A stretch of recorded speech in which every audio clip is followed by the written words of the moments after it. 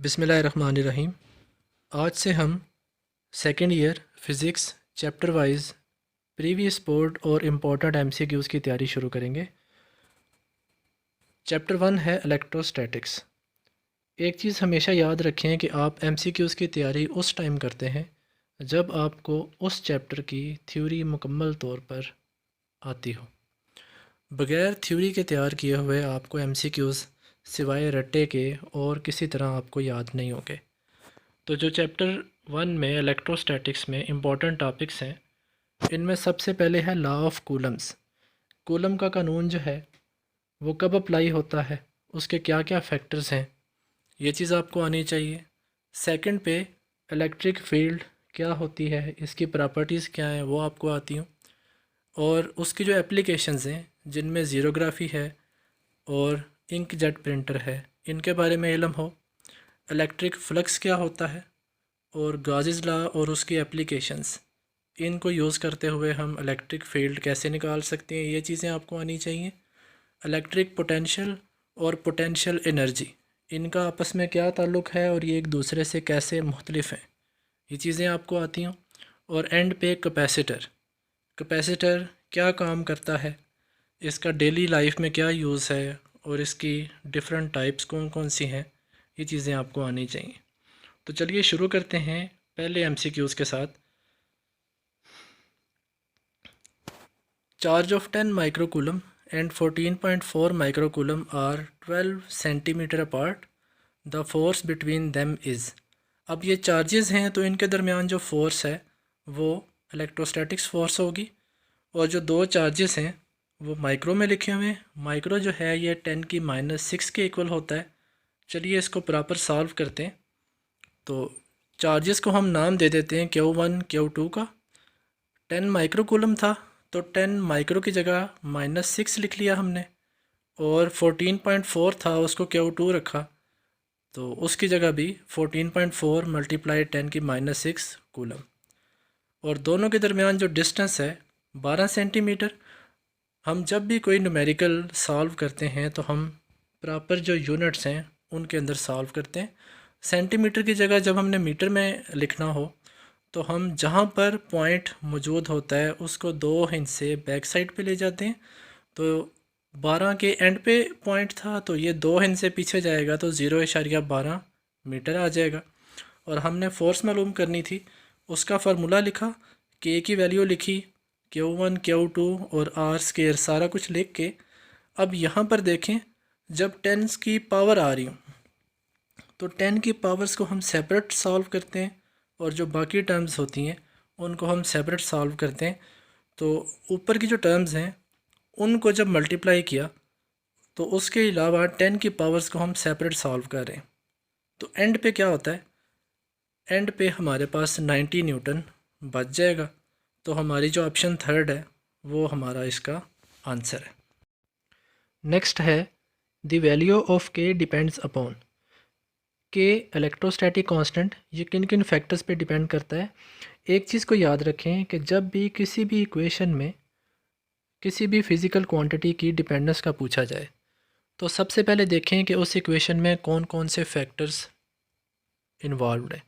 अगर हम इसकी इक्वेशन देखें तो इक्वेशन के अंदर F इक्वल्स टू के Q1 Q2 over r square, अगर हम के की वैल्यू लिखें तो ये जो मुकम्मल एक इक्वेशन बन रही है इसमें एक तो फोर्सेस, चार्जेस और डिस्टेंस आ रहे हैं और साथ में परमिटिविटी ऑफ फ्री स्पेस यानी मीडियम के बारे में भी बात हो रही है। अगर ऑप्शंस को देखा जाए कि सिर्फ जो कांस्टेंट है वो चार्जेस पे डिपेंड कर रहा है तो उन चार्जेस के जो दरमियान डिस्टेंस है उसके ऊपर भी डिपेंड करना चाहिए। यानी हमारी जो फर्स्ट ऑप्शन है चार्जेस, ये नहीं होगी। और जो थर्ड ऑप्शन है द डिस्टेंस बिटवीन चार्जेस, कि अगर उनका सिर्फ फासला देखा जाए तो उनके दरमियान फ़ोर्स कितनी है, तो ये भी नहीं आएगा। 4 पे है सिर्फ नेचर ऑफ मीडियम, के उनके दरमियान किस तरह का मीडियम है। तो जिन चीज़ों के दरमियान मीडियम की बात हो रही है तो उन चीज़ों का जिक्र भी आना चाहिए। तो हमारे पास जो सिर्फ सेकंड ऑप्शन है नेचर ऑफ मीडियम और सिस्टम ऑफ यूनिट्स, तो सेकंड ऑप्शन हमारी करेक्ट ऑप्शन होगी। इसके बाद है द वैल्यू ऑफ के इन SI सिस्टम ऑफ यूनिट्स, उसकी हमने वैल्यूज़ बतानी है। इसको दोबारा से देखते हैं। दोबारा से फार्मूला लिखा। अब वो के की वैल्यूज़, के की यूनिट्स के बारे में पूछ रहा है, तो इसकी वैल्यू जो है वो तो 9 मल्टीप्लाई बाई 10 की पावर 9 है। अब जो यूनिट हैं, यूनिट को निकालने का तरीका क्या है? यूनिट्स को निकालने के लिए कोई भी इक्वेशन हो तो जिस चीज़ के यूनिट निकालने हैं हम उसको इक्वेशन में से सेपरेट कर लेते हैं। सेपरेट करने के बाद देखें, अगर हम के को सेपरेट करें तो एफ और आर स्केयर दोनों इकट्ठे हो जाते हैं और Q1 Q2 नीचे आ जाते हैं। अब फोर्स का यूनिट न्यूटन है, आर की जगह मीटर आ जाएगा, तो newton metre square over Q1 Q2 दोनों चार्जेस हैं तो ये कूलम का स्केयर। अब यहाँ पर newton metre square over coulomb square, तो ये जो ऑप्शन है ये हमारी first option 9 multiply 10⁻⁹ newton metre square per coulomb square आ जाएगी। 4 पे हम देखते हैं the branch of physics which deals with the charges at rest. Physics की वो वाली ब्रांच जिसमें हम चार्जेस को रेस्ट पे स्टडी करते हैं, तो ये हमारा चैप्टर का नाम है electrostatics. Option number 4। The value of permittivity of free space, इसकी वैल्यू हमने बतानी है। तो दोबारा से इक्वेशन देखते हैं। इक्वेशन में F इक्वल्स टू के Q1 Q2 over r square, के की जगह 1/4πε0 हम लिखते हैं। अब हमने ε0 परमिटिविटी ऑफ फ्री स्पेस के यूनिट्स बताने हैं, तो ε0 को हम सेपरेट ले जाते हैं और F को हम उसकी जगह नीचे ले आएंगे। तो 1/4π का कोई भी यूनिट नहीं है, ये सब कांस्टेंट है। फोर्स का यूनिट न्यूटन हो जाएगा। Q1 Q2 दोनों चार्जेस हैं, इनका यूनिट कूलम, और आर की जगह मीटर, मीटर का स्केयर। इसको मज़ीद सिंप्लीफाई करते हैं तो ऊपर कूलम स्केयर और नीचे न्यूटन मीटर स्केयर हो जाएंगे। तो जो ε0 का यूनिट है वो हमारा फर्स्ट ऑप्शन होगी 8.85 multiply 10⁻⁻12 coulomb square per newton metre square. When the medium is insulator, जब हम इंसुलेटर को यूज़ करें, the electrostatic force between the charges is. अब जब हम इंसुलेटर को यूज़ करते हैं तो जो हमारी असल इक्वेशन है F equals to 1/4πε0 Q1 Q2 over r square, यहाँ पर ε0 के साथ εr नीचे बटे में शामिल हो जाता है। तो जब भी कोई इक्वेशन उसमें बटे के नीचे अगर हम किसी चीज़ का इजाफा करते हैं तो दूसरी साइड पे जो एक चीज़ हमें गिवन है, क्वांटिटी हमें गिवन होती है, उसकी वैल्यू में हमेशा कमी आती है। इंसुलेटर को यूज़ करने से जो फोर्स की वैल्यू होगी उसमें डिक्रीज़ आएगा, तो यहाँ पर हमारी ऑप्शन है first, decrease. Which of the following statement is correct?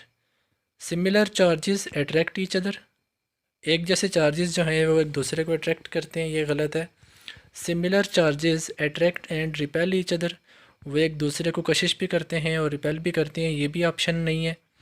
Similar charges repel each other, कि जो एक जैसे चार्जेस हैं वो एक दूसरे को कशिश की बजाय वो दफ़ा करते हैं, अपोज करते हैं, तो हमारी थर्ड ऑप्शन ठीक है। Metals are good conductors of electricity because they have, metals जो होती हैं वो करंट उनमें से आसानी से गुजर जाता है, उसकी वजह large number of bound electrons, small number of electrons, large number of free electrons. अब मेटल्स की ये प्रॉपर्टी होती है कि उनमें नंबर ऑफ़ फ्री इलेक्ट्रॉन्स मौजूद होते हैं, जिनकी वजह से उनमें से करंट इजीली पास कर जाता है। तो ये हमारी थर्ड ऑप्शन होगी, large number of free electrons.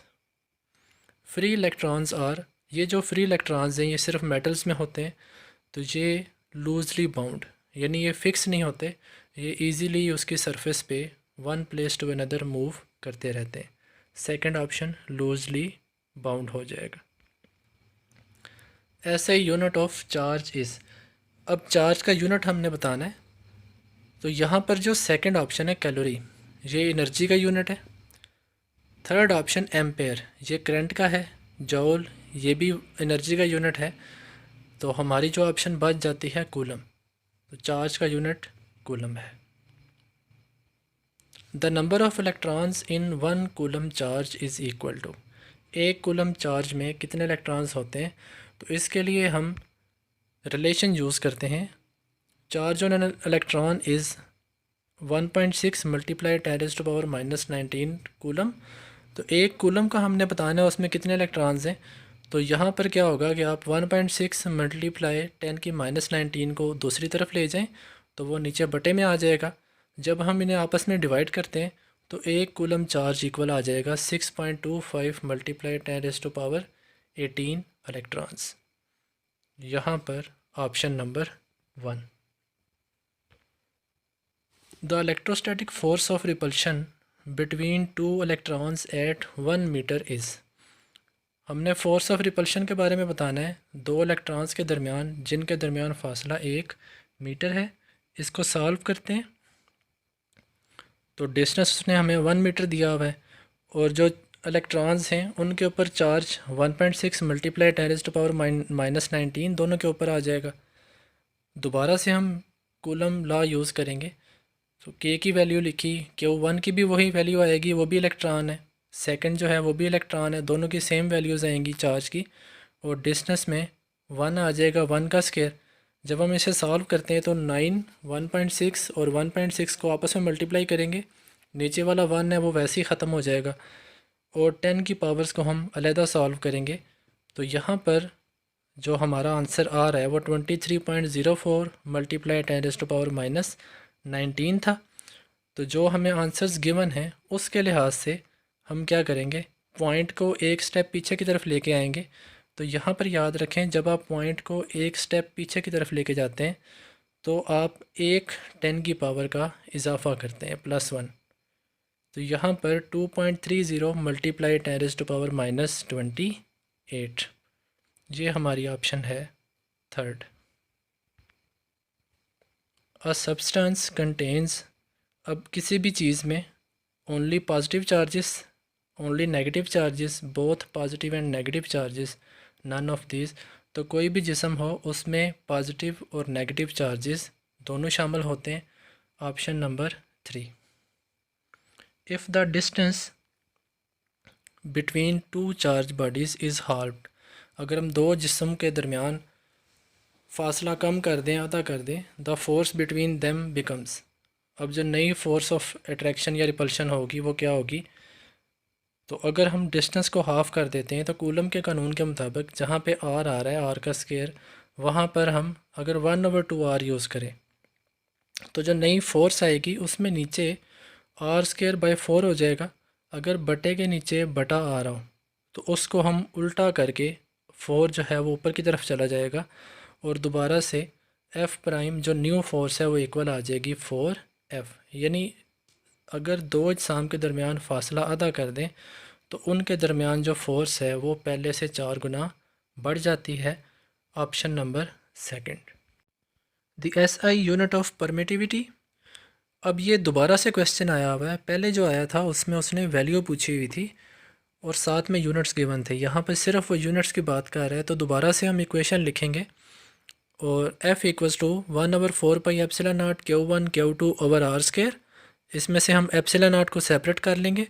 1/4π ये कांस्टेंट, F की जगह न्यूटन, Q1 Q2 की जगह कूलम आ जाएगा तो कूलम मल्टीप्लाई बाय कूलम, और R की जगह मीटर, मीटर का स्क्वायर हो जाएगा।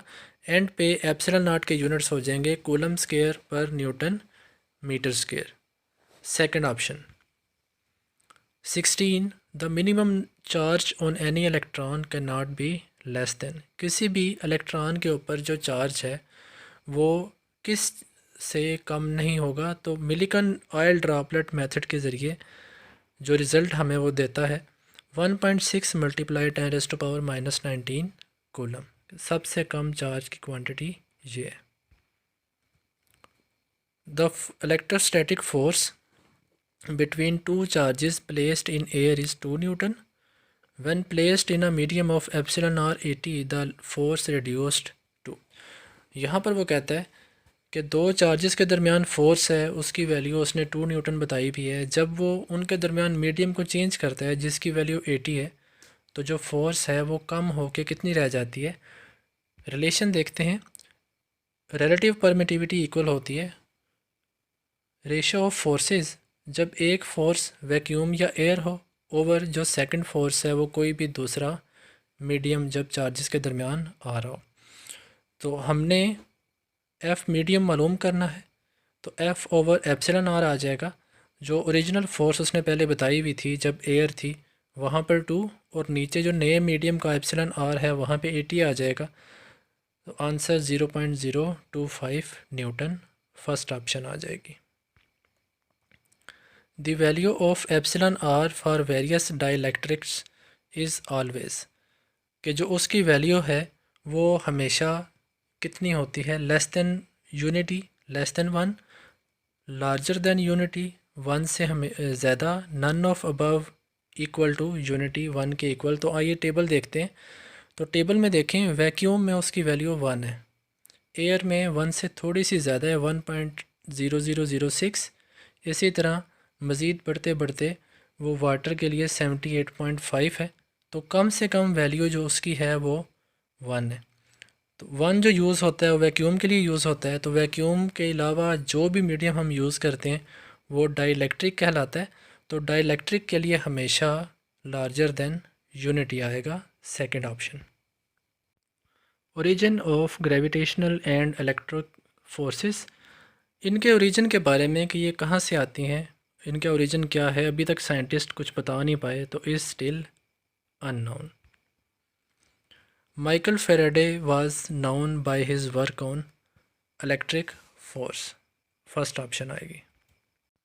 इन case of two identical charges, अगर दो एक जैसे चार्जेस हों प्लेस्ड एट सर्टेन डिस्टेंस, उनके दरमियान फासला हो, the electric lines of force are, जो उनके दरमियान लाइंस बनेंगी उनकी शेप के बारे में देखते हैं।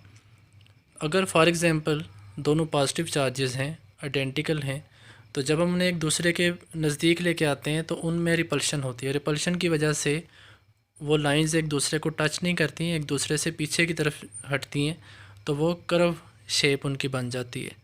तो ऑप्शन नंबर 1 कर्व्ड।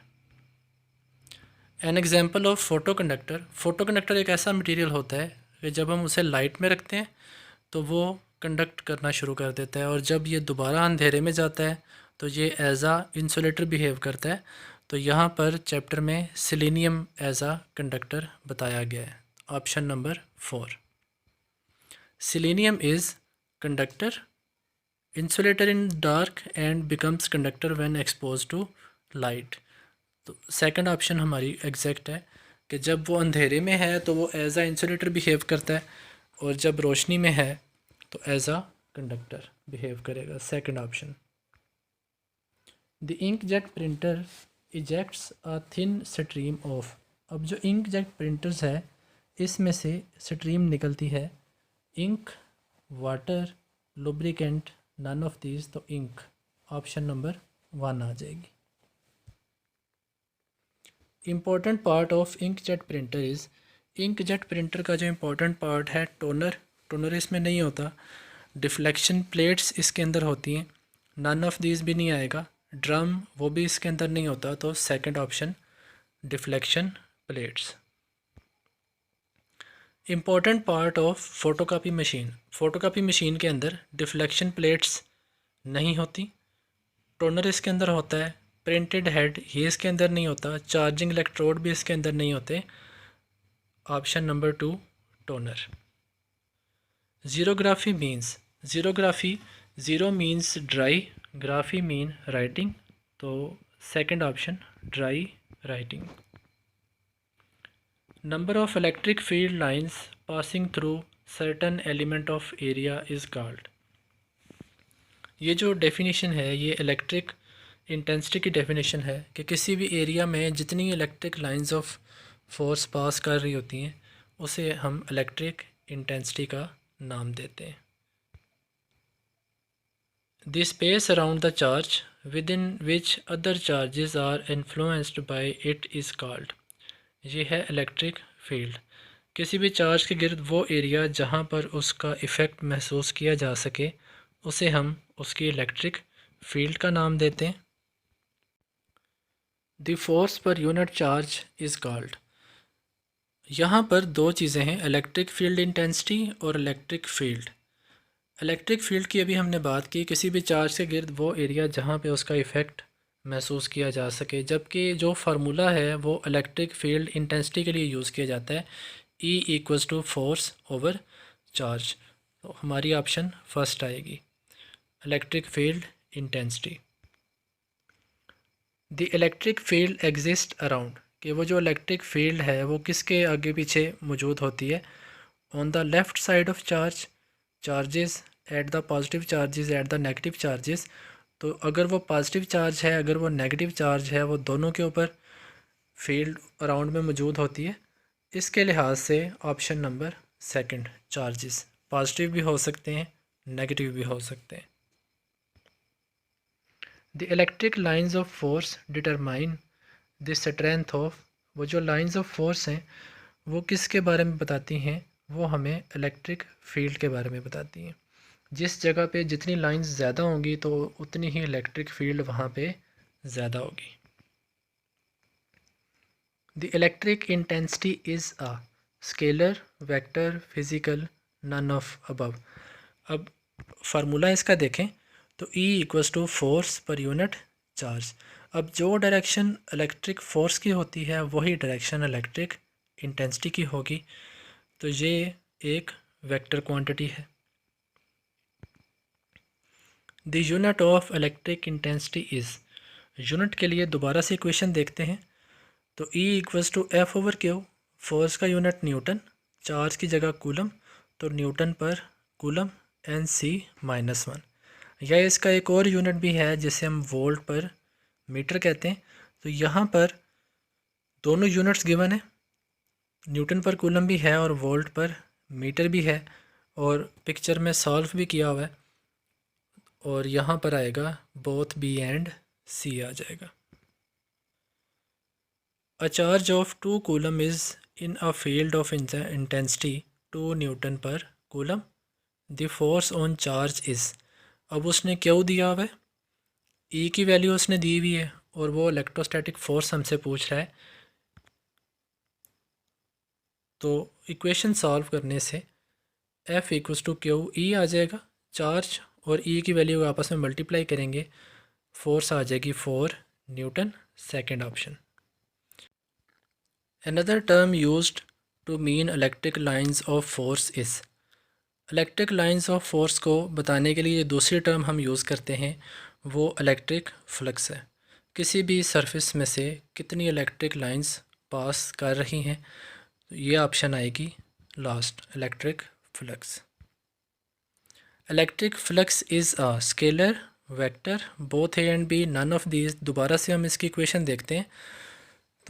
फ्लक्स को हम फाई के साथ लिखते हैं। Electric flux equals to dot product of electric intensity and area A.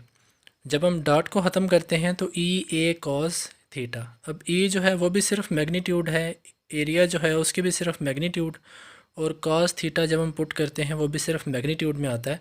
तो जिसमें सिर्फ मैग्नीट्यूड हो वो scalar quantity, option number 1।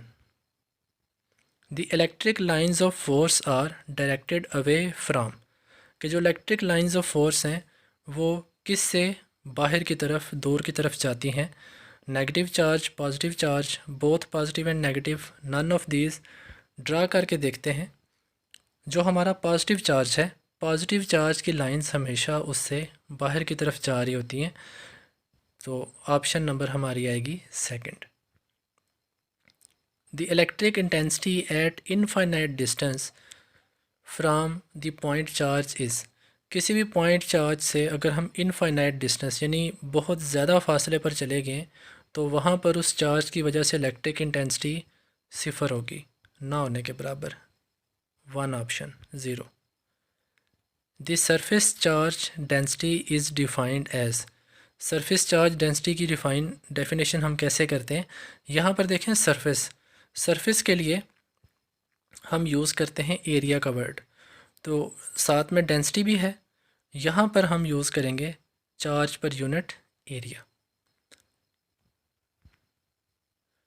The interior of a hollow charge metal sphere is a region which is, एक हमारे पास अंदर से खाली मेटल का एक स्फीयर है, तो उसके लिए हम क्या वर्ड यूज़ करते हैं, हम उसके लिए यूज़ करते हैं फील्ड फ्री रीजन। ये गॉसेस लॉ की फ़र्स्ट एप्लीकेशन भी है कि अगर किसी अंदर से खाली जिस्म को आप बाहर से कोई चार्ज दे दें तो अंदर उसके कोई भी इलेक्ट्रिक फील्ड, कोई भी फील्ड नहीं होगी, उससे हम फील्ड फ्री रीजन का नाम देते हैं। Intensity of field inside a hollow charge sphere is, ये दोबारा से वही है, तो वहाँ पर फील्ड ना होने के बराबर है। यहाँ पे मिनिमम नहीं आएगा, यहाँ पे ज़ीरो आएगा। 3 ऑप्शन होगी। The SI unit of potential difference is, potential difference का हमने यूनिट बताना है। तो यहाँ पर रिलेशन उसका देखते हैं। तो पोटेंशियल डिफरेंस इक्वल होता है इलेक्ट्रिक पोटेंशियल एनर्जी पर यूनिट चार्ज, और उसी को हम लिख सकते हैं वर्क डन पर यूनिट चार्ज। अब वर्क का यूनिट होता है जॉल, चार्ज का यूनिट होता है कूलम, और पोटेंशियल का यूनिट हम यूज़ करते हैं वोल्ट पोटेंशियल डिफरेंस का। तो 1 वोल्ट इक्वल टू जॉल पर कूलम, इस लिहाज से हमें सिर्फ वोल्ट गिवन है, तो हमारी जो ऑप्शन आएगी वो सेकंड आएगी। Electric potential is neither scalar nor vector, vector scalar none of these.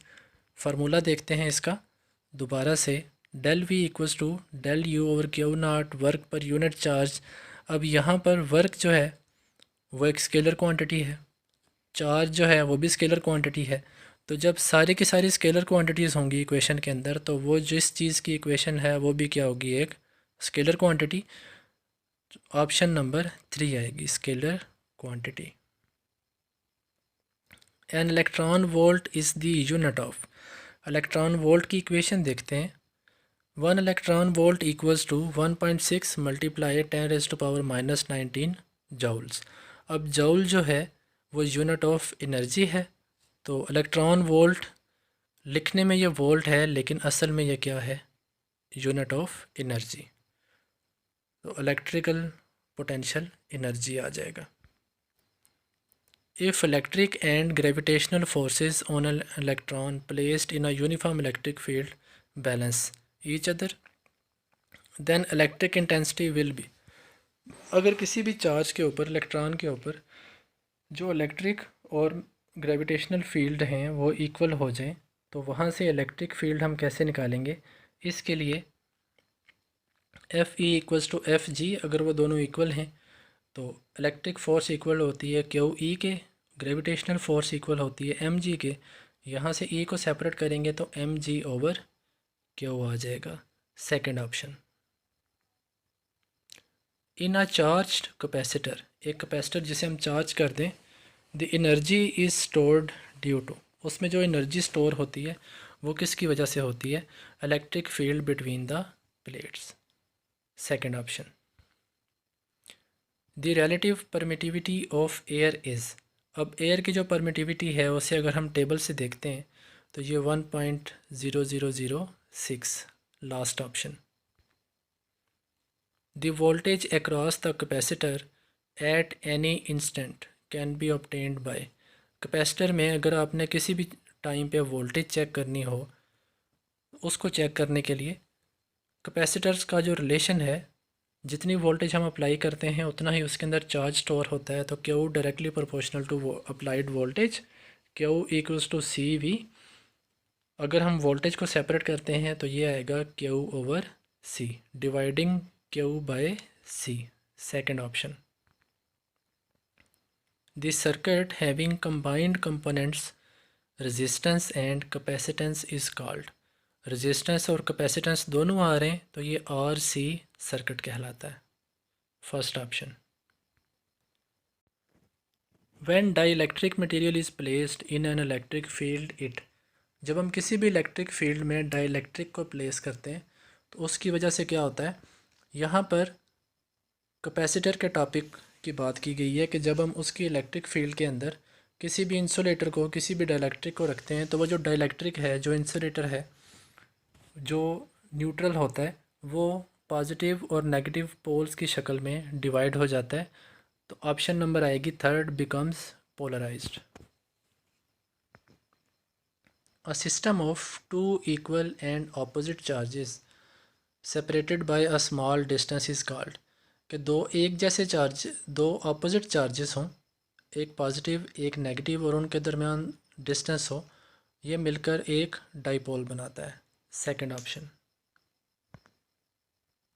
If a dielectric is placed between the plates of a capacitor, जब हम कैपेसिटर की प्लेट्स के दरमियान एक इंसुलेटर को, एक डाइलेक्ट्रिक को यूज़ करते हैं, तो उसकी जो कैपेसिटेंस है वो कम हो जाती है, बढ़ जाती है। None of these becomes double. तो रिलेशन के लिहाज से कैपेसिटेंस का रिलेशन अगर हम देखें तो C equals to A epsilon naught epsilon R over D. C capacitance है, A प्लेट्स का एरिया, D जो है वो प्लेट्स के दरमियान डिस्टेंस था, epsilon naught permittivity of free space, जबकि एप्सिलॉन आर जो हम इंसुलेटर यूज़ कर रहे हैं डाइलेक्ट्रिक, उसकी वैल्यू है। तो अगर हम किसी चीज़ का इजाफा इक्वेशन में ऊपर की साइड पर करते हैं, तो अगर एक साइड पे हम इजाफा कर रहे हैं तो ऑटोमेटिकली कैपेसिटेंस की वैल्यू भी उससे बढ़ती है। ऑप्शन नंबर 2 इंक्रीज़ आ जाएगा। The study of electric charges at rest under the action of electric force is known as, ये दोबारा से चैप्टर की डेफिनेशन है, electrostatics. Third option. Coulomb's law holds only for, के जो कूलम का कानून है वो सिर्फ उनके ऊपर अप्लाई होता है। Point charges, large charges, medium, all of these, तो ये सिर्फ पॉइंट चार्जेस के ऊपर अप्लाई होता है जिनका अपना साइज़ उनके दरमियान फासलों से इंतहाई छोटा होता है, उन्हें पॉइंट चार्जेस कहते हैं।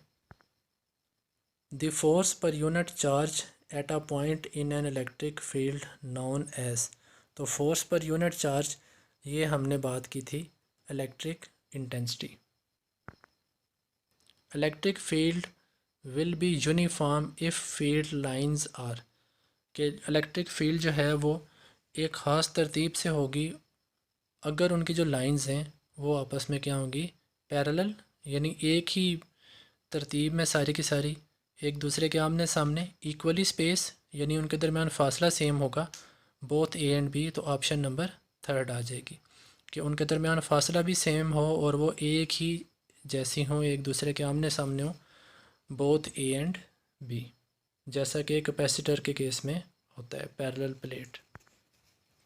Electric flux through a close surface depends upon, ये जो इलेक्ट्रिक फ्लक्स है किसी भी क्लोज शेप के लिहाज से फार्मूला अगर उसका देखें तो phi equals to Q over epsilon naught. Flux जो है वो डिपेंड कर रहा है सिर्फ चार्ज की वैल्यू पे और साथ में परमिटिविटी ऑफ फ्री स्पेस यानी मीडियम के ऊपर। तो एरिया ऑफ सरफेस वो नहीं है, शेप ऑफ द सरफेस वो भी नहीं है, medium and charge enclose, option number third आ जाएगी। Electric intensity between two equal and like charge plates is, electric जो इंटेंसिटी है वो एक जैसी दो प्लेटों के दरमियान कितनी होगी। तो अगर एक जैसी दो प्लेटें हैं तो उनके दरमियान कोई भी इलेक्ट्रिक फील्ड नहीं है, वो रिपेल करेंगे, वहाँ पर क्या होगा, ज़ीरो।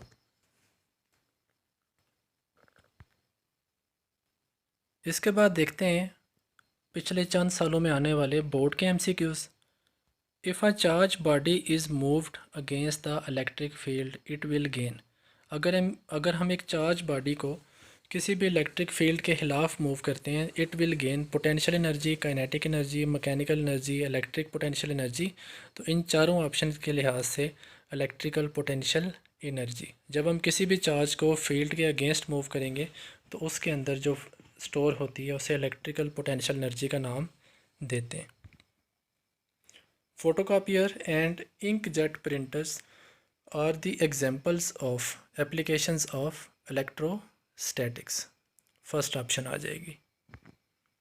सेलेनियम इज़, इसकी हमने बात पहले भी की। इंसुलेटर इन लाइट, ये भी गलत है। इंसुलेटर इन डार्क, ये ठीक है। कंडक्टर इन डार्क, ये गलत है। सेमी कंडक्टर इन डार्क, ये भी गलत है। तो option number second, insulator in dark. The electric field lines are closer where the field is, कि जो इलेक्ट्रिक फील्ड लाइंस हैं वो एक दूसरे के नज़दीक होती हैं जहाँ पर फील्ड वेरिएबल बदलती है, यूनिफॉर्म एक जैसी रहती है, वीक कमज़ोर है, स्ट्रॉन्ग। तो ऑप्शन नंबर 4 आएगा स्ट्रॉन्ग। जहाँ पर फील्ड की वैल्यू ज़्यादा है वहाँ पर लाइनें एक दूसरे के नज़दीक होती हैं। 1 joule is equal to, relation देखते हैं, 1 electron volt equals to 1.6 multiply 10⁻⁻19 joule. अगर हम इसमें से 1 जूल को सेपरेट करें तो 1 इलेक्ट्रॉन वोल्ट ओवर 1.6 मल्टीप्लाई 10⁻⁻19, जब हम इनको आपस में डिवाइड करेंगे तो 6.25 मल्टीप्लाई 10⁻18 इलेक्ट्रॉन वोल्ट 1 जूल के इक्वल आ जाता है। ऑप्शन नंबर 1 हो जाएगी। Capacitance of parallel plate capacitor is. अब कैपेसिटेंस का फार्मूला अभी हमने कुछ देर पहले भी देखा था, वो है A epsilon not over D। Second option. The electric field created by positive charge is, कि जो पॉजिटिव चार्ज की इलेक्ट्रिक फील्ड है वो किस तरह की होती है। पॉजिटिव चार्ज की इलेक्ट्रिक फील्ड वो अपने सेंटर से बाहर की तरफ जा रही है, रेडियली आउटवर्ड, तो उसके रेडियस के लिहाज से वो अपनी अपनी जगह से सीधी बाहर की तरफ जा रही है। ऑप्शन नंबर 1 आ जाएगा। The unit of electric intensity other than Newton per coulomb is. ये भी दोबारा से है, एक तो उसका यूनिट है न्यूटन पर कूलम, दूसरा है उसका वोल्ट पर मीटर। तो वोल्ट की जगह जूल पर कूलम, ये भी हमने कुछ देर पहले किया था। यहाँ पर जूल जो है ये वर्क का यूनिट है, तो वर्क की जगह पे हम FT यूज़ करेंगे, F की जगह न्यूटन और D की जगह मीटर। तो newton metre per coulomb metre, metre metre आपस में कैंसिल, तो newton per coulomb, volt per metre equals to newton per coulomb आ जाएगा। Option number 2 volt per metre. If the separation between the plates of a capacitor is double. अगर हम capacitor की plates के दरमियान सेपरेशन को double कर दें, देन इट्स कैपेसिटेंस बिकम्स, फिर उसकी जो कैपेसिटेंस है वो कितनी हो जाएगी। फार्मूला उसका लिखते हैं। कैपेसिटेंस का formula A epsilon not over D। तो जो नया डिस्टेंस है वो डबल है, तो D प्राइम की जगह 2D आ जाएगा। 1/2 को अगर हम सेपरेट कर लें तो A epsilon not over D दोबारा से हमारे पास कैपेसिटेंस आ जाएगी। न्यू कैपेसिटेंस क्या हो जाएगी, ओरिजिनल कैपेसिटेंस का हाफ, तो ये आ जाएगा ऑप्शन नंबर 4, हाफ हो जाएगी। If potential difference across 2 plates of a parallel plate capacitor is double. अगर हम पोटेंशियल को डबल कर दें प्लेट्स के दरमियान, then the energy stored in it will be. तो जो एनर्जी है वो कितनी हो जाएगी। रिलेशन के लिहाज से एनर्जी का फार्मूला है हाफ CV²। अगर V को हम डबल करते हैं तो 2V का स्क्वायर हो जाएगा, 2 की जगह 4 आ जाएगा और दोबारा से half CV² separate, new energy आ जाएगी 4 टाइम्स इनिशियल एनर्जी। तो यहाँ पर option number 4 times. When dielectric is placed between the plates of a capacitor. जब हम कैपेसिटर की प्लेट्स के दरमियान कोई डाइलेक्ट्रिक प्लेस करते हैं, the value of E between the plates, कि जो उनके दरमियान इलेक्ट्रिक फील्ड है उसकी वैल्यू कम हो जाती है, decrease. First option. The force between 2 point charges separated by air is 4 Newton. जब दो चार्जेस के दरमियान एयर है तब उनके दरमियान फोर्स 4 न्यूटन है। When separated by a medium of relative permittivity 2। जब हम मीडियम को चेंज कर देते हैं, इंसुलेटर या डाइलेक्ट्रिक को यूज़ करते हैं जिसकी वैल्यू 2 है, तो जो न्यू फोर्स है वो कितनी हो जाएगी। ओरिजिनल फोर्स उसने बताई जब एयर थी तब 4 न्यूटन, जब हमने इंसुलेटर यूज़ किया डाइलेक्ट्रिक उसकी वैल्यू 2 है, तो न्यू फोर्स हमने बतानी है डाइलेक्ट्रिक की मौजूदगी में। हम रिलेटिव परमिटिविटी का रिलेशन यूज़ करेंगे, epsilon R equals to force जब एयर है ओवर फोर्स जब कोई भी और मीडियम, जब हमने डाइलेक्ट्रिक को यूज़ किया हुआ है। यहाँ से हम मीडियम की फ़ोर्स को सेपरेट करेंगे तो F over epsilon R। Original force हमें उसने 4 दी थी और एप्सिलॉन R की वैल्यू 2 है, दोनों को डिवाइड करेंगे तो जो न्यू फोर्स आ जाएगी वो होगी 2 newton. Option number 4। The electrostatic force of repulsion between 2 electrons at a distance 1 metre is. 2 electrons हैं, उनके दरमियान 1 मीटर का फासला है तो जो उनके अपोजिशन की फ़ोर्स आएगी R इक्वल्स टू 1 मीटर और F इक्वल्स टू के Q1 Q2 over r square. के की वैल्यू लिखेंगे, Q1 इलेक्ट्रॉन के ऊपर जो चार्ज है वो दोनों के ऊपर सेम होगा तो दोनों की वैल्यूज़ लिखी, R की जगह 1 लिखेंगे। दोबारा से इसको सॉल्व करेंगे तो 2.30 मल्टीप्लाई 10⁻⁻28 न्यूटन, ये पहले भी आ चुका था, ये दोबारा से रिपीट हो गया। A charge conductor has charge on it's. Conductor का हमेशा याद रखें कि जो उसके ऊपर चार्ज है वो हमेशा उसकी बाहर वाली सरफेस के ऊपर होता है, तो सराउंडिंग स्पेस वो भी नहीं होगा, मिडल इनर ये भी नहीं होगा, आउटर सरफेस। अगर हम किसी कंडक्टर को चार्ज करते हैं तो चार्ज हमेशा उसकी आउटर सरफेस के ऊपर रहता है। Option number 4। A particle carrying a charge of 2 electrons falls through potential difference of 3 volt. एक पार्टिकल है उसके ऊपर 2 इलेक्ट्रॉन चार्जेस मौजूद हैं और वो 3 वोल्ट का पोटेंशियल डिफरेंस तय करता है। The energy acquired by it will B. अब उसके कितनी एनर्जी हासिल हो जाएगी, तो हम रिलेशन लिखते हैं del U equals to Q V का। तो हमें उसने चार्ज भी दिया हुआ है 2 इलेक्ट्रॉन, वोल्टेज भी उसने दी हुई है, पोटेंशियल डिफरेंस वो भी हमें वो 3 वोल्ट उसने दिया हुआ है। 2 × 3 6 इलेक्ट्रॉन वोल्ट हो जाएंगे।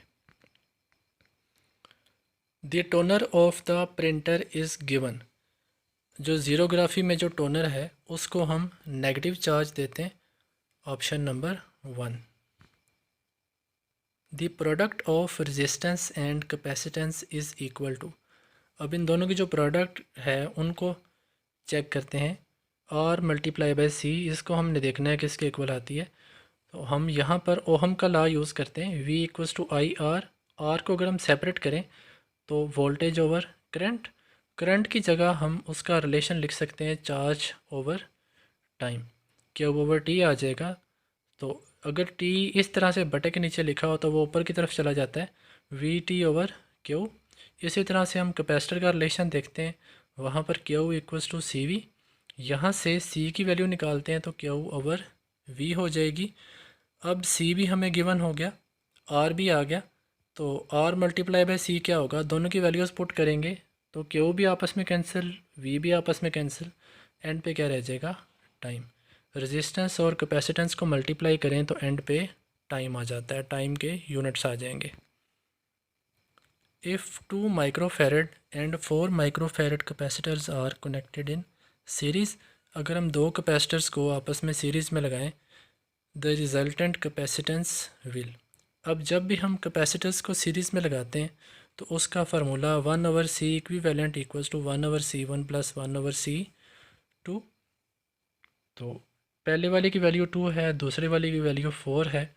इन दोनों को लिखने के बाद जब सॉल्व करते हैं तो ये हमारा आता है 1/C इक्विवेलेंट इक्वल्स टू 3/4। इसको अगर हम चेंज करेंगे तो C इक्विवेलेंट हो जाएगा 4/3 equal to 1.33 micro farad. Option number 1 last है। If 2 microfarad and 4 microfarad capacitors are connected in parallel. अगर हम उन्हें एक दूसरे के पैरेलल में लगाएं, द रिजल्टेंट कैपेसिटेंस इज़। जो रिजल्टेंट आएगा, रिलेशन देखते हैं for parallel capacitance C equivalent equals to C1 + C2, तो 2 + 4 इक्वल्स टू 6 माइक्रो फेरेड। आज का लेक्चर यहीं पे ख़त्म करते हैं। अल्लाह हम सब का हामी हो, नासिर हो।